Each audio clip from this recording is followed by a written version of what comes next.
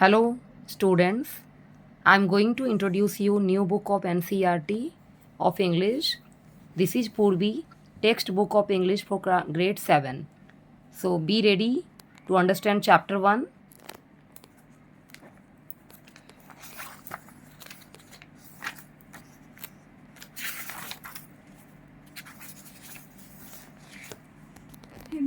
Unit 1, Learning Together, The Day the River Spoke. Unit 1 learning together नाम है इसका, एक साथ सीखना. लर्निंग टुगेदर मीन्स एक साथ सीखना. The day the spoke river, वो दिन जिस दिन नदी ने बोला. इट मीन्स कि एक दिन है जिस दिन नदी ने बोला होगा. तो चैप्टर का नाम क्या है? The day the river spoke. Let us do these activities before we read. आपको चैप्टर पढ़ने से पहले कुछ एक्टिविटीज़ भी है, वो आपको देखना है. Close your eyes and quietly listen to the sounds around you for a minute. Are they trying to tell you something? Do you think the things around you also listen to you all day long? Share your answer with your classmates and the teacher. What does it mean now? कि अपनी आंखें बंद करनी है आपको 1 minute के लिए या more than 1 minute and quietly listen. और जो भी आपको सुनाई देता है 1 मिनट तक जब आपने आंखें बंद की होती है, आपको वो रियलाइज़ करना है. और आपको वो क्या बताना चाहते हैं? Are they trying to tell you something, कुछ बताना चाहते हैं क्या? एंड क्वेश्चन 2 है कि do you think the things around you also listen to you all day long, कि क्या वो भी आपको पूरे दिन सुनते हैं?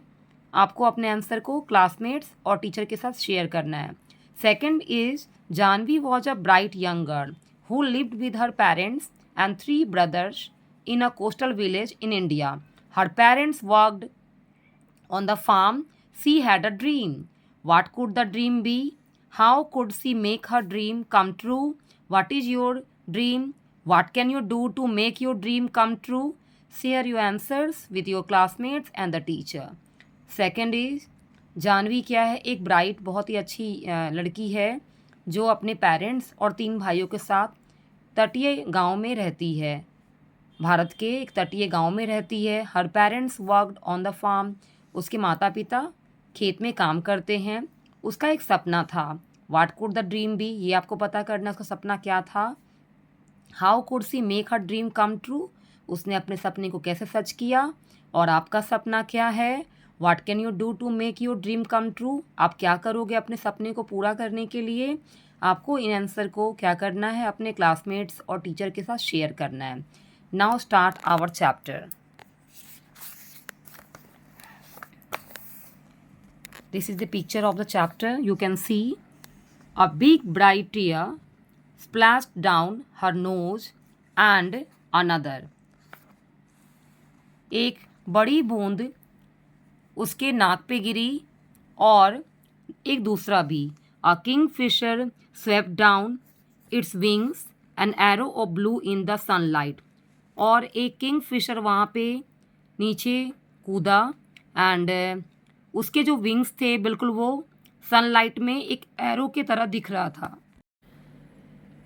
अ big bright tear splash down her nose, एक बड़ी सी बूंद उसके नाक पे गिरी, चमकते हुए गिरी. एंड अनदर, एक दूसरा भी. A kingfisher swept down, एक किंग फिशर, एक जो पक्षी होता है किंग फिशर गोरैया, वो तेज़ी से नीचे आया.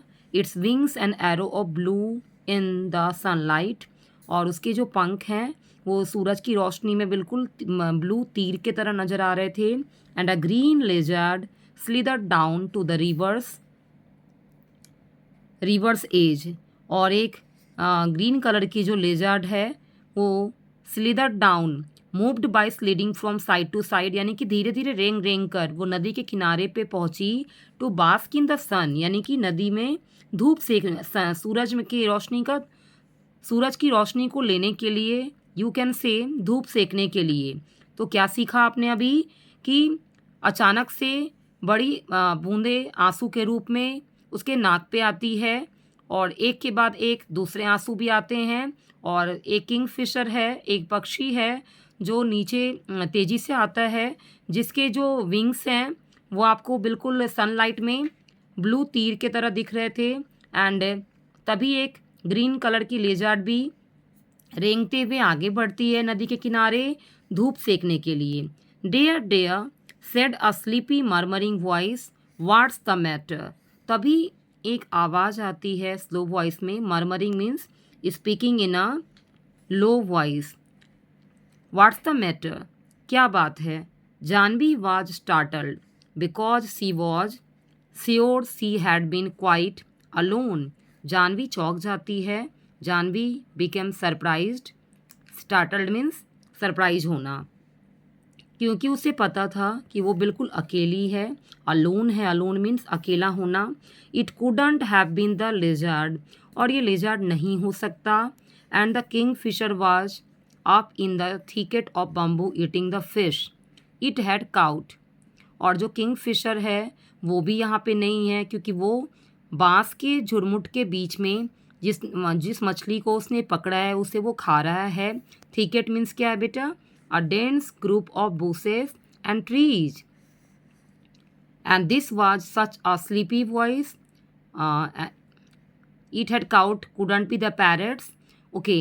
और ये पैरट भी नहीं हो सकते बिकॉज पैरट्स श्रिक्ड, क्योंकि जो पैरट्स होते हैं वो चिल्लाते हैं। Shrieked means made a high pitched sound, यानी कि एक तेज आवाज़ निकालना। And this was such a sleepy voice, और ऐसा लग रहा था जैसे कि ये एक नींद भरी आवाज़ है। सी लुक्ड अराउंड हर, उसने चारों तरफ देखा। There wasn't be soul in sight, कोई नहीं दिखा उसे। She was rather scared and wanted to run away, वो डर भी गई थी और वो वहाँ से भागना चाहती थी। You shouldn't cry you know, the voice went on. तभी एक आवाज़ आती है, तुम्हें रोना नहीं चाहिए, तुम जानती हो। And you really shouldn't be scared, और तुम्हें डरना भी नहीं चाहिए। When you have been coming here to see me every day, well almost every day, जब तुम यहाँ मुझसे रोज़ मिलने आती हो, कह सकते हैं लगभग सभी दिन आती हो। Next, she was puzzled, it was such a voice like the river, it couldn't be the river. She was puzzled, वो चौंक जाती है। It was such a voice, हाँ सच में ये एक आवाज़ है, रिवर की तरह लग रहा है। But it couldn't be the river, लेकिन ये नदी नहीं हो सकती। Well tell me all about it, said the river, for it was the river. I have to go hurry, I have got to hurry to reach the sea, you know. मुझे सारी बात बता दो जल्दी, सेड द रिवर, नदी ने कहा, क्योंकि वो नदी थी। मुझे जल्दी जाना है, मुझे समुद्र में जाना है। यू नो वेरी वेल कि मुझे समुद्र में जाने की हमेशा से जल्दी होती है। They wouldn't let me go to school, said Janvi. I asked my mother why can't I go to school like Eaton and Meena. They wouldn't let me go to school, Janvi ने कहा कि वो मुझे स्कूल नहीं जाने देते। मैंने अपनी माँ से पूछा why can't I go to school like Eaton and Meena, कि मैं क्यों नहीं स्कूल जा सकती हूँ ईटन एंड मीना की तरह। And mother had replied you are too small baby, माँ ने जवाब दिया कि तुम बहुत छोटी हो।